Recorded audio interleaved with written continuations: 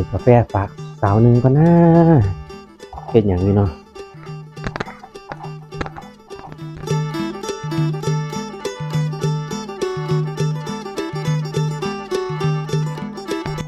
เฮ็ดอีหยังอยู่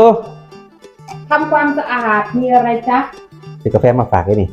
ปฏิโทมาใจดีแท้เนาะเฮ้ยเห็นมากินสล็อกกำลังอยากพอดีเลยเมื่อยๆงานบาดเมื่อยๆอยากกินกาแฟเย็นๆนี่ใจดีแท้วะเฮ้ยเป็นยังไงก็สิกินกาแฟโอ้ยกินยังไงเนาะเป็นยังซื้อมาเมื่อกี้อยู่ร้านใกล้ๆเนี่ย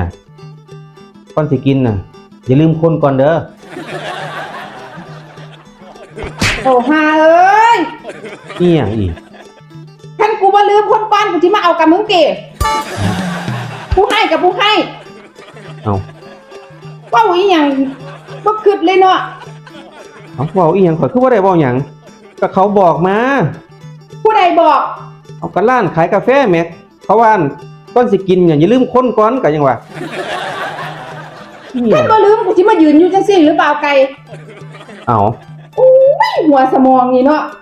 คือว่าจังซั่นตกลงสิกินบ่นี่ข่อยผิดอีหยัง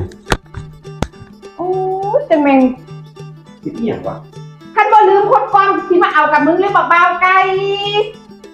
บักแห้งสวัสดิภาพมึงกินรถผิดอีหยังเลยเว้ยเอามาให้เรายังเว้าความนั่นความนี่อยู่นี่